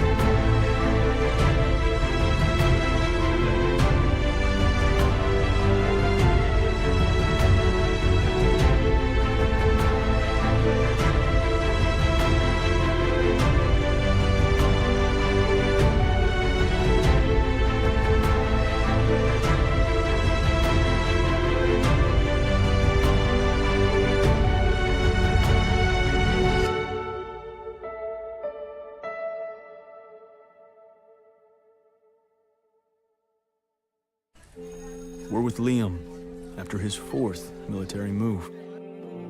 When being new is starting to get old. We're with Tara during the holidays when she misses home the most. Thanks to generous supporters, we're with all service members and their families who need connection, comfort, and a home away from home. Are you with them? Learn more at uso.org today. We're with Bridget, whose husband won't be home for months, and whose daughter is due any day. We're with Mike, who's leaving home to protect his family and yours.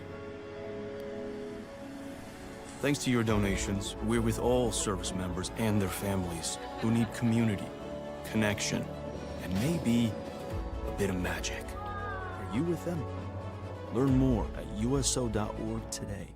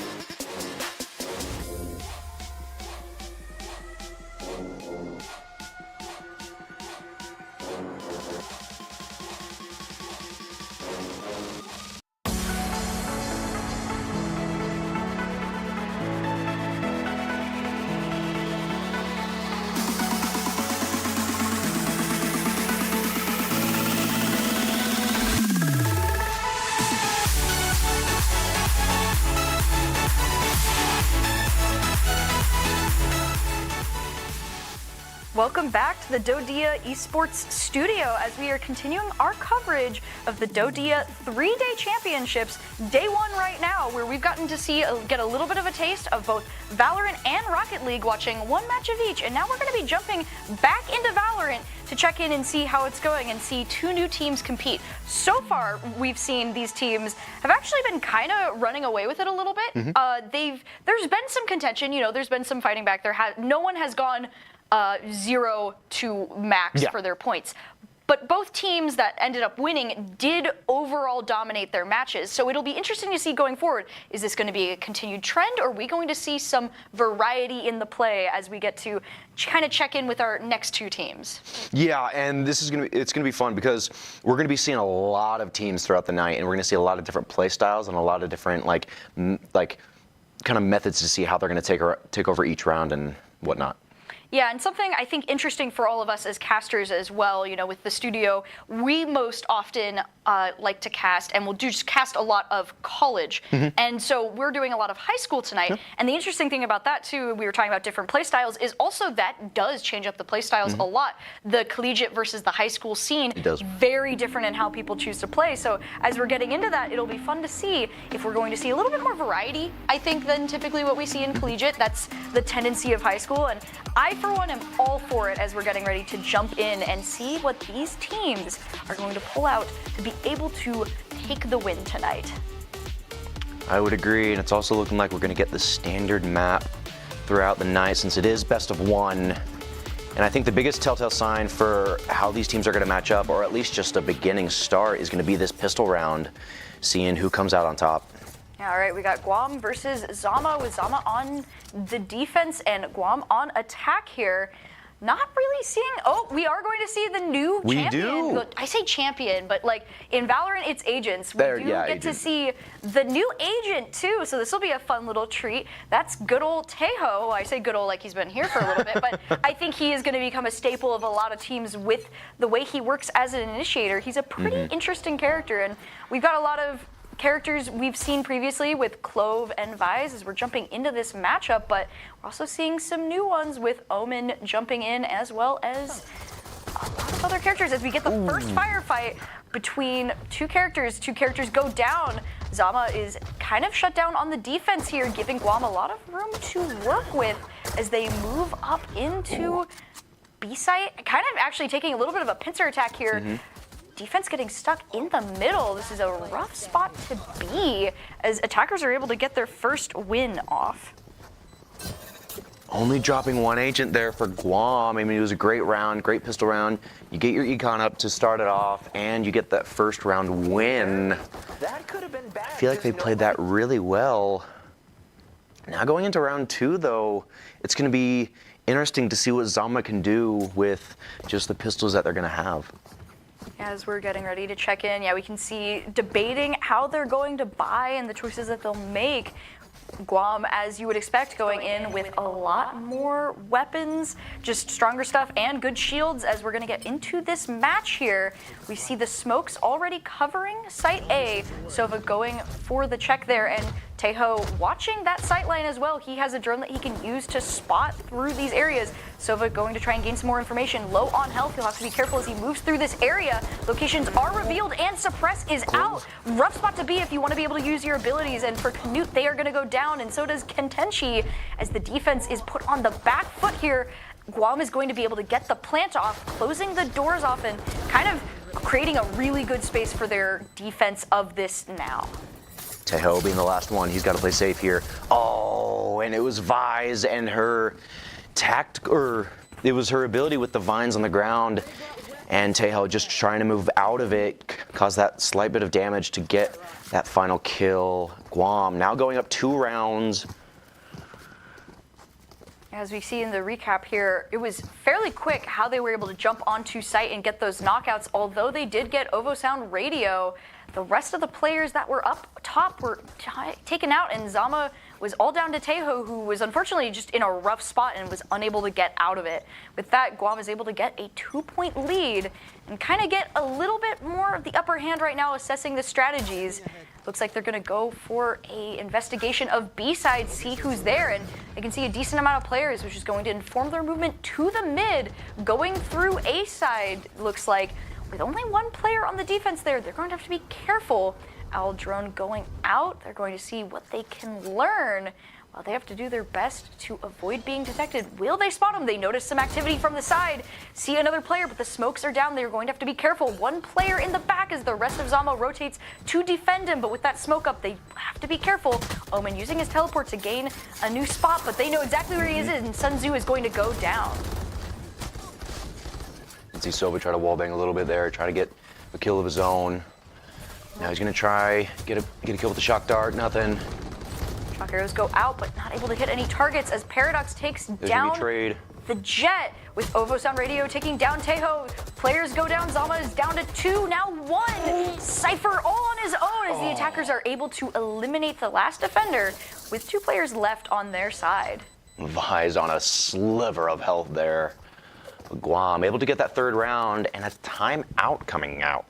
Yeah, just give themselves some breathing room to plan and reconsider their strategies here. Not a bad idea with the way that these retakes have been going. They just haven't been able to get as much ground as they would want, which, you know, gives us some time to kind of talk about the agents a little bit more since we didn't get to jump in. With Vi's being on the team, I think that's going to be interesting, a very interesting counter to like some of the characters. And with Teho as well, we've got just both of the newer agents from this year coming out. Yep. Teho, I think, is really interesting. He came out fairly recently. I don't Earlier remember this month, exactly. yeah. Earlier this month, but he's, for an initiator, very, I'd say, weird. Not like super off par, but just overall has a lot to work with. Not only does he have a drone, he has suppress, Yeah. he has damage, and he uses the map to be able to put down some of that damage. He can put salvos with his ultimate. Yep. He has a grenade that bounces and causes detonations and slows people down. Yep. And the drone not only views people, like you can see where they are, you can also choose to suppress them and run in. He's going to be an interesting shakeup, I think, because most of the suppression that you get comes from like KO, and now we Yeah. have another source of it, and Yeah. it's not off of him, it's off of a drone. Yeah, and I think the other thing is that with his ultimate, it's such a wide range. I think used properly on a site where you think like a whole team is on, I feel like that could be really beneficial for like just hard pushing a site to try and get a bunch of kills. It'll be great for clearing, and we'll have to see how that plays out and if he'll be able to use it at any point. As we see the survey drone go out once again and the smokes go down, we might see our first interactions here as There it is. Jet moves in, instantly taking out Teo, and another player goes down. Both players out. That's a quick lead for Guam here, and a lot of pressure on the point as they're able to plant here. Ooh, and he does catch him off guard. Cypher's able to take down Zentex, but Contenshi goes down, and both Sovas are out, and it's up to the 2 Zama players left to try and There's take one. this. And it's going to be a trade. Clove, last player left, has to get one, has to make sure he covers all angles. Oh. But with Omen and Killjoy in your face, it's going to be hard to walk out of that one unscathed. And we see 0-4 Guam taking the next round once again.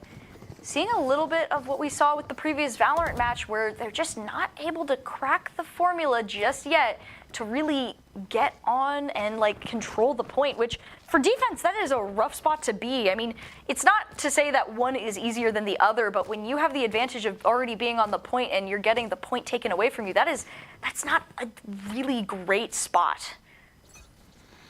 No, but going into this 5th round, getting close to halfway through this kind of side, we're going to see what Zama can try and do here. You can see everybody trying to move to A. They know that Guam is there. And already one down, Sova getting a kill on Jet, and it's going to be a 2. Teo getting another one, and it's going to be a trade. Vi's getting Clove, and it's going to be one after the other. Now it's a 3v3. Ooh, spike carrier down, though. That is going to be a big deal. And with the spike carrier down on site, that means that Zama has an opportunity here to take control using the advantage. But Contenshi goes down, bringing it 2-2. What they did have in numbers, they have lost, and now they need to make up with the spike location and just hanging on to this position that they have. Killjoy and Sova versus Reyna and Cypher. You can see Cypher. He's really trying to use that camera, making sure that as soon as those players walk through that gateway, that they can tell, you know, when to push and when to try and get kills. Reyna, on the other hand, just waiting. All That right, might be going the opportunity. Through. Reyna's got to look. Oh, Zentex goes got down. one. Killjoy trying to follow Reyna. Oh, And it's gonna, she's gonna get her. Reyna is down. It's 1-1. Cypher against Cypher. Killjoy. Pops out, tries to put the turret down, but Cypher is able to get it down. And with a better headshot placement, defenders are able to get the point. That's what it is. Get that spike and you control the game. Great play out of Papadella. Get that last kill, and also get the first round for Zama. A great way to cut off the momentum here too. You do not want to let your opposing team run away with it, and so 4-1 is very doable, especially in Valorant here. And we see, I really like the attempt there with the turret, but just not enough time. And really, if anything, it just let Cypher spot where they were. It was a good idea for sure. Just when you're in that kind of a situation where it's a one-on-one and all you really have to, you just have to get that kill and try and secure the round win instead of using some abilities and whatnot. It's hard. All right, Survey goes out, and Tejo debating if he's going to use any abilities, is going to back off, just kind of holding down that mid zone as Guam watching slowly through the middle here, checking those sight lines on A, not noticing anyone yet, going to check from the other zone. Smokes go down. Tejo is now not going to be able to see as Guam moves through the middle here, but that is a indicator for Zama. Dash goes out, and they do have the potential of Jet's ultimate here as the spike carrier goes down once again. Guam is going to have to be careful and try to recover it, which I believe they are able to grab. Yeah. Yep, it was far enough away, but that is going to also kind of go into some more momentum here. Ultimate's going out. They're going to have to be careful as the plant goes down. Clove was the last member of the team and wasn't able to really do much as they got one headshot off, but then got knocked out by another player. Looks promising at the start, getting that kill on the spike carrier and kind of making progress there in the mid, but it just one after the other. Teammates falling and Guam putting themselves one more round in the lead, 5-1 now.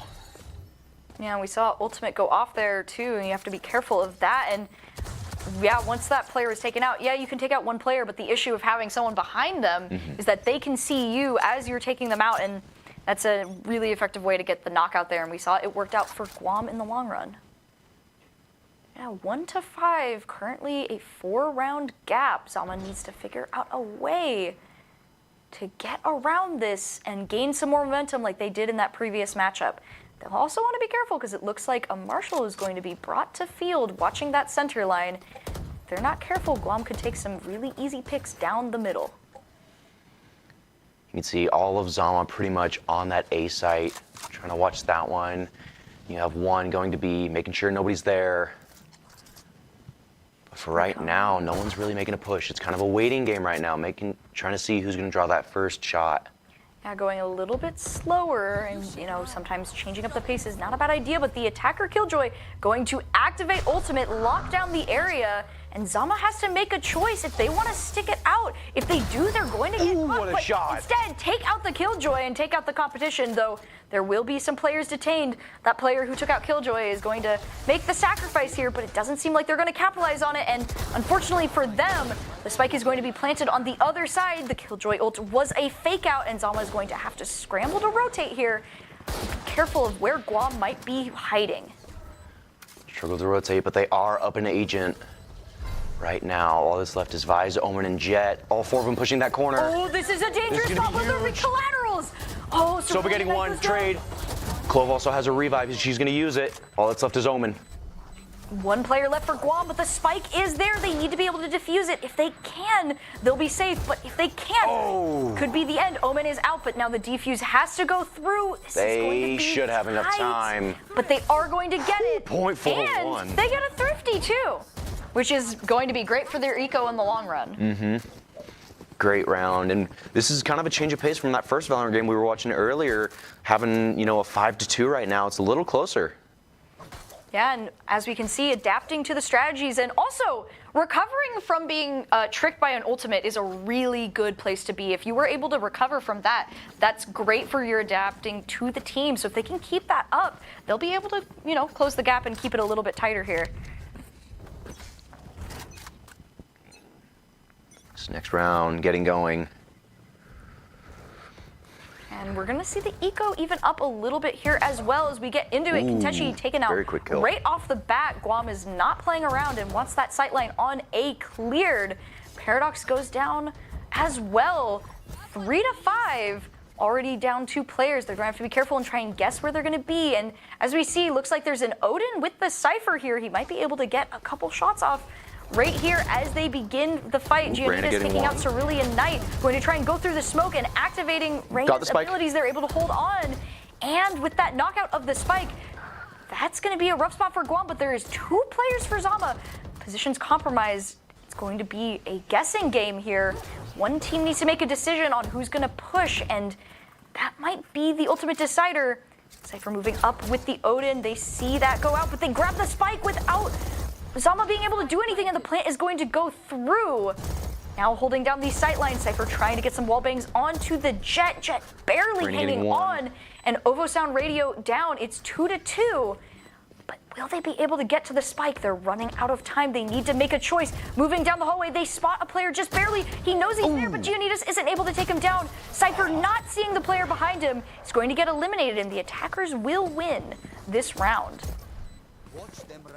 That was a great place to be by Jet, just covering that other side. Cypher not knowing where she could even be, and going into that one trying to claim sight. I mean, it was a great idea. Just try to get sight. Hope both players are there, get the kills, and then try to defuse. But it just doesn't work out in the end. Guam going up 6-2 now, approaching the half. Yeah, unfortunately for Cypher, just not spotting that sight line ended up being what knocked him out. But the back and forth in that round was awesome, and something I hope we continue to see as we go for a little bit of recon onto B site here, see who might be there. Not going to find anyone. So now they have to assess, and once again, the guessing game begins of which site will be hit first. Going to use the drone to get some investigation here. We do see Omen through the hallway. Clove is going to be knocked out, and he's going to be able to try and get away from it, but Teo knocks him out with an ability. We're going to bring the drone out, try and get some idea where someone might be, maybe get a suppress off if possible. Goes to the middle, does not find anyone, but is able to pick up a Vandal he can use for later. Little do they know, Jet sneaking on to point A with the Vandal, getting some smokes up and watching the site as the plant begins, checking those angles as Killjoy is able to get the spike planted. Zama now on the retake once again as Cerulean Knight goes down to Cypher. They're going to try and make a push right here. It's 3v3. Killjoy and Reyna about half health each. Reyna looking to use some abilities. Killjoy, he's going to wait. She's going to wait underneath. Sova up top dead. Ooh, Kinteshi's and it's going to be a down. trade in. Cypher gets one. Oh. Almost able to get onto point, but is knocked out, and attackers are able to get another point. 5-round difference between Guam and Zama right now, with Guam holding on to this lead. Holding on, but opportunities can arise. I feel like Zama, they know what they can do. I mean, with 2 rounds under their belt, they know that they can get some rounds off of this Guam team. They just need to make sure that they can cover their sight and try to predict a little better where these players are going to try and be around each corner. Yeah, unfortunately for Zama, they just have not been able to gain the momentum much at all in this round. As we see Guam swapping up their strategies a bit, not going for the middle point, actually fully committing to A right now with the smokes and the drones out. Zama getting an idea of where they might be. Guam's drone goes down. They know that there are players there, checking their backline as they get ready. Maybe looking for potential suppressions here. With the sight lines cut off, Guam is able to move forward using the smokes, but Paradox takes down 2 people. A third goes down to Canoe here, which is great back and forth. Guam down to 1 player. It is all up to Sova, and he is knocked out. And with that, I think Zama heard us talking about them not gaining the momentum and decided to take the point. That was a very quick round. As soon as that first shot went off, it was just kill after kill, and next thing you know, Zama up another round, 7-3, trying to close that gap as much as they can before they switch sides. Yeah, and the closer you can get, the better, especially as we get nearer and nearer to that point. But I also really love that where they were paying attention to that sightline through the smoke. Smokes are powerful, but if you're watching where the headshots might be and you can knock people out, gaining the 2 knockout like we saw with Teo there, it's going to be very beneficial as we check over and see Guam decides to swap over back to B side. It has been working out pretty well for them. maybe not wanting to go for as quick of a knockout as before. Checking both the middle and B side here. Ultimate going out from Vise, that is going to lock down any weapons, but it is knocked out shortly as we see Reyna moving away. Primary still jammed, but that's not going to stop them. Canul taking down Ovasound Radio, Cerulean Knight taking down Giannitas. With 3 players left for Guam and 4 on Zama, they are going to get the spike planted, but they're going to have to be careful as the defense is moving in to knock them out. Oh, Sova is the only one left here, and he's behind them, giving them the opportunity. The but ult! Hunter's Fury, the ult is out. He's going to try and stall Still the gets one. defense. Might be 2. Oh. But he's not going to be able to do it. Great read there to try and stop the defuse, but it's not going to be enough as he wasn't able to knock out any of those players. And 3v1 with that, it's going to go to Zama, bringing it up 4-7. I almost thought the Hunter's Fury was going to do a lot more. That was a really rough angle for Hunter's Fury. You know, normally you want to be another building back, so they can't really rush you like that around that corner. And so, although it did stall for a second, it wasn't enough. And that's a great thing for Zama here, is they're able to bring it back to a 2-point difference. Right there, it almost looked like it could have gotten someone. Yeah. Well, the nice thing is it is always going to stop someone from defusing, because they get the first Hunter's Fury, and if they commit to it and you hit them one more time, they will get knocked out. Yeah. So you do not want to sit there anymore, and it is a good way to stall. Just not enough time, as we're going to see what looks like a very quick interaction here. Clove kind of playing on the danger side, sitting in the smoke, sees the recon drone, but backs off before they can be knocked out, as Cypher sticking on the Omen is watching the other sight line. Guam debating A side and deciding to rotate away instead, checking that middle line. Doesn't get anyone yet, but Zama kind of reads it, and they're moving towards the B side as well. Now they have to see, do they want to commit to B or maybe go back? Tejo checking the middle with his drone, but it's going to be knocked out. Does give them a little bit more information. Looks like we're going to see a double back onto A side here. Smokes go out, giving them some cover, and the utility is flying. Omen is watching as the ult goes out from Tejo, going to create some great space for the defense as the plant is going to begin here. It's going to get stalled out by damage as they get caught off guard from behind. 2 players left for Guam and 4 for Zama. This is what Zama needs. They want to try and bring this round count down, and they do. Compot and Paradox getting those last 2 kills, putting Zama 5-7 from a 5-round deficit now down to a 2. Now we can see here they're getting in the rhythm, and they're starting to get an idea of how Guam is playing, and it is working out great for them here as they're able to bring up what looked like such a devastating lead to a much more comfortable 2-point difference here. Yeah, and also great just double take here from there. And Guam also reading really well with that. As we were talking about earlier, the mind games with Valorant are just a big part of it. And it's going to be interesting to see as we're getting fairly close to the swap here, and we'll have to see where that might end up. I think we are on the swap. We are on the swap, yeah. As I said, we're close to the swap because we have swapped. We're now going to see how these players adjust to being on a different side. Zama on attack and Guam on defense now. And we see the firefight already beginning a little bit here with the recon as they're all trying to get ideas of where each other is, though Zama not wanting to rush a point immediately, trying to be careful of this area. Shock Dart going to go out but not going to find anyone. Sova doesn't want to miss anything that could cause a potential rush for their opposing team. This pistol round going very slowly, but the first pistol round that we had earlier in the game we did go to Guam, so Guam I'm sure are looking to try and repeat that, get this next round and go up another, but for right now it's still being really slow. Reyna looking to blind on sight. She does get triggered by Killjoy, so Killjoy knows, she gets that information and knows that someone's there. You can see everybody rotating into A, and now it's going to be a gunfight. There's 1, there's a trade, there's 2, there's 3, there's 4, there's everybody going down, and Guam up 3-1. Spike down and 1 player left, caught on the angle. He is able to take out the Jet, coming around the corner here with the Sheriff. They're going to close the door, but he might be able to get enough damage to break it. Guam with 2 players and Zama behind the door they know generally where he's going to be, and Smokes off the corridor. They don't want him to feel safe grabbing anything yet. He's going to move through, but he gets 1! Is he going to get the second one? He's going to get the Omen! He clutches it! Oh, Guam getting greedy with the melee there. Whoa. It's not going to work out for them, and Taeho is going to go ahead and try to get the spike plant for that extra ult point. I thought Omen going through the smoke, being behind Taeho, was going to be able to get that kill. He played risky, and it did not pay off, and this is why, although taunting can sometimes throw off the opponent, you don't want to do it too early. It might bite you it might bite you back, and we saw gave Taeho the clutch and is allowing Zama to continue and close the gap. Now 1 point difference.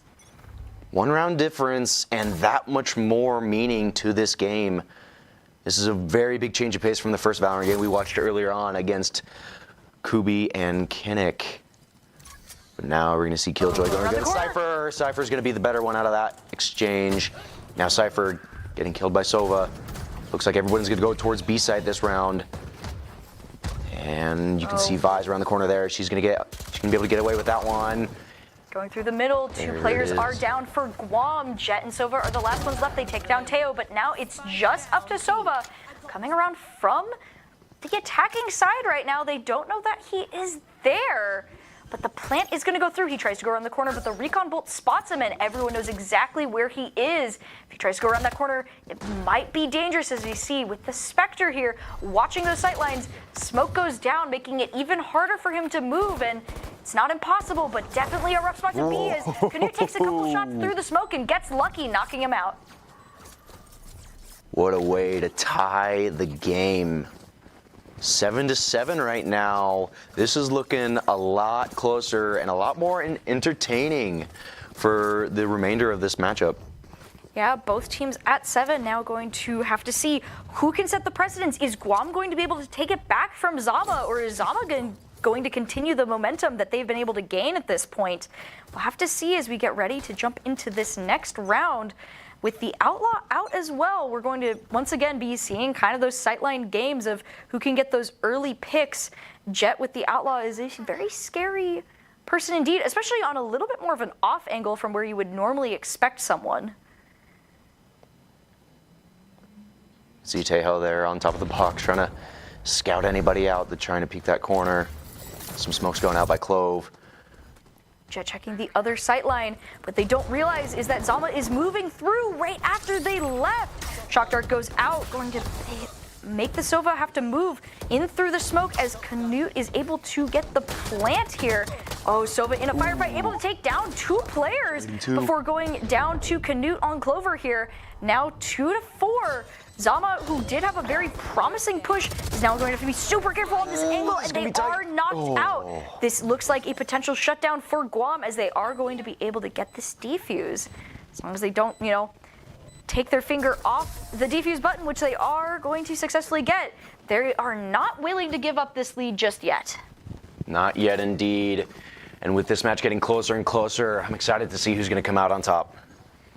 Now you can see with the replay what a strong spot for Zama as they started this off, but in the end Guam was able to shut them down using the verticality to their advantage, and now they'll have to reframe how they choose to go on the attack here. That heaven area of this map is just such a powerful spot to be on defense. Not only is it so much easier to get headshots there, it's just so much harder for the defenders on the bottom to really shoot up at you or even use their abilities. But we see the area getting denied, but there we go. Sova with the wall bang taking out Vise. Guam already down 1 player. Zama's up, but out goes the ultimate out of Taeho. Paradox finding one on Sun Tzu, and the spike is already going down B. Yeah, firefight right off the bat, wanting to go fast for this match. However, Guam is paying dearly for it right now in the defense. I'm going to be very careful on this point. We're going to go for a shock dart in the back. Does not actually hit. Unfortunate. Was so close there. He's going to sneak behind. He does see Taeho, and he finds him, able to knock him out. Now going around the corner with 2 players there, though, not able to make the difference, and Zama is able to tie it up 8-8. I don't know if you noticed, but Sova managed to find 3 in that last fight alone. I know, that was impressive there, too. The knockouts are wild, as looking at that knockout there, too, the headshot there really set the precedence going forward for the defense. And looking at Guam's composition here, they have Killjoy, which is really good at denying area, but Vise has all of the abilities that are super good at just saying, you can't come in here. She's got her flashbang that can go on walls, she's got a spike trap, which means you just can't move through it, and she can also throw up pretty much a wall anywhere on the map. It's such a good character for denying that movement, and when you don't have that ability, it makes it so hard to anchor down on site. Yeah, with both teams going into this next round, the ties are still here. The precedent's still being set of who's going to try and run away with this, if at all, as we see both teams really watching B-side right now. Well, I guess Zama watching B-side on the attack, Vice going to activate and slow down the area here, going to make it rough to move through, but avoiding that, they're able to get onto the site and plant. Locations are being revealed as Guam is now rotating over away from A. The spike planted. They really want to move on to site quick if possible. Taking out Zentex, though, Zama is with the numbers advantage. Doesn't mean everything in Valorant just yet, and we'll have to see Teo activating his grenade, trying to get some people off, and he does take down, well, Kenteshi takes down Sun Tzu as they begin to move in. Ovo Sound Radio goes down, just locking down these sightlines. They're going to move through, knowing that he's in the doorway there. They're able to get a flawless off, too. Now taking the lead. The Sova on Zama is one of the star players, in my opinion. His ability to get in and get several kills before dying, even if he dies at all, because in some of these rounds, he's the last one alive, or he just does not die or go down. And he has been such an important character to this entire team. His recon darts have made a lot of these fights, and I feel like if Guam wants to recreate the magic, they need to keep their Sova alive just a little bit longer. But with two ults on the table, one of them being Hunter's Fury out of Sova, they have the ability to turn this team, or not this fight, but this round around. They'll have to be careful, though, because they are facing 3 ults from Zama, both Tejo, Cypher, and Sova, with some really good shutdown and information for Zama. That's a very dangerous combo to be working with here. And I think Guam will want to be careful. They might be experiencing a rush if they aren't wary, as we see Omen going for a teleport to move around here. Marshall down the hallway as well. Zama checking all their sightlines. They see the smoke. They know that there are players there, and they're going to try and move through. Will Omen spot them and be able to capitalize on it? That is the question. As they watch the Jet ult, that could be dangerous as well. Could be the knockout. Will they go through that angle? We'll have to see. Tejo looking for his potentials here. Jet knows that someone might be there. Takes around, sees Reyna and Teo, but is taken out, as well as the Hunter's Fury going through as well, I believe I saw, for Guam. Now all out of ultimates. Well, with a little bit of Hunter's Fury there left, I suppose, trying to check all those sightlines. Not able to do much, though, but Killjoy in the background, taking down a good amount of Zama's players, and last one being cleaned up by Zentex. They are able to eke out the win and get the tie here. Yeah, Killjoy's ultimate may not be very good on its own, but we saw in earlier rounds that it can be used as a pretty good fake-out tactic here. This was an unfortunate play out of Guam here, losing 2, but then immediately turning it around with Ovo Sound Radio, just getting 4 kills back to back to back. That is what you want to see out of the defense here, turning it around for this round. And Sova was able to take one out with him, but 1 is a long way from 4, and we are back at a tied game. Yeah, it is rough how many resources they had to commit, though. It looks like Reyna is going to activate right off the bat her ult and move in there. Don't want to mess with her when she has that. She can deal so much damage and survive so much, as we see kind of moving around, checking on the A site, maybe discussing and debating middle here. Will they see Killjoy as they're trying to check in? Could be a spot where Killjoy is just trying to look for to catch them off guard here. Still trying to decide, going to slow down the tempo a bit. And I mean, anytime you do that, throwing off the opposing team, it can do a lot for their reads, making them second guess, as we see, yeah, just really slowly crawling up. Recon Dart is going to go out. Paradox taking down Cerulean Knight, giving them some information, but not a much, considering he's on the complete other side as his team. Jet goes down to Kenteshi, and with that, 2 players down. Spike is planted, and Zama has control of A side. Yeah, that smoke pretty much denies any advantage that high ground would give you, and it's a really hard thing to push out from. Now with Zama in firm control of the low ground, I don't even know if high ground is going to help him too much here. Omen with the blind does go out. So does Reyna, though, with the wall bang. Sova finding the last 2 for yet another flawless attack out of Zama, bringing them up in the series. What an incredible comeback for Zama here. Going from I think it was up to a 5-round deficit, bringing it 10-9 here, back to back. I mean, just what we love about Valorant, right? With as much as it does take forever sometimes for a round to go through, the back and forth potential, because there's so many rounds, is really being shown off here. And the flawlesses that they're pulling off shows that they've really tightened up their gameplay and started to really know what Guam is up. Yeah, they're starting to see the strategies here. They tend to go for this B site when they are feeling a little bit uncomfortable. Recon Bolt does go out. It does find 2 on the point there. It does find Cerulean Knight with Guam. And Zama, it has a pretty good chance at getting into here. Out goes the Tejo grenades, which may not hit very often, but when they do, they hit like a hammer. Same with his ult, which we've seen quite a few times, but it doesn't always find a ton of value. But when it does, it always finds 1 or 2. I mean, I'd argue the value isn't necessarily damage, but that it creates so much space. You can see where it is, and you don't want to be near it. So, like, as we see them moving onto site, they don't see the Jet, and Canute goes down. As the Spike Carrier also is down, that's going to be a rough spot for Zama here. Getting caught off guard, they're going to have to try and move back. They do have the Spike, but 2 to 3, that was a horrible value trade for Zama there. But they did also force out Vize's ult, which takes out all primary weapons from the equation, which in the end, that might be a good thing because they are still up 2. They now don't have any ults to work with. And if Cypher really wants to commit to this push, he has his Intel ultimate ability where he can see everybody. I don't see him committing it this fight, but even if he doesn't and they go into the next round, I think they only have Killjoy ult on the side of Guam. Yeah, it looks like the Jet is going to be taken down, and with that, Zama is able to even it up and move back onto A side. Going to go for the plant. They have Cypher cages out to give them some extra room to work with, but they're down now, and with that, Cypher goes down himself. Zentinix knocking him out, going for the defuse, but Omen is going to get 1 off, but not the Sova, and Guam is going to be able to get this defuse here. Once again, going to be tied. And a thirsty. Yeah.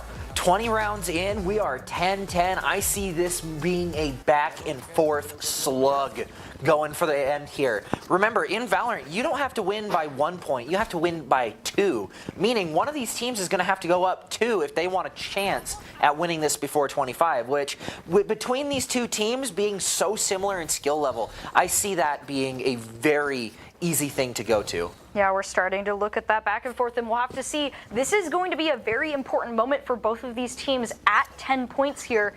If one team wants to end this before overtime, they need to start running away with it, and we'll have to see which team that might be if they can do it. We do have an operator down the middle, so we're going to be spicing it up a little bit. Oh, we see the Jet there with the op, and Tejo is going to punish them for getting caught off guard and suppressed there, not able to run away using any of their abilities, and down a player with Neural Theft out. Zama knows exactly where all of them are, and they're going to use the recon drone to get a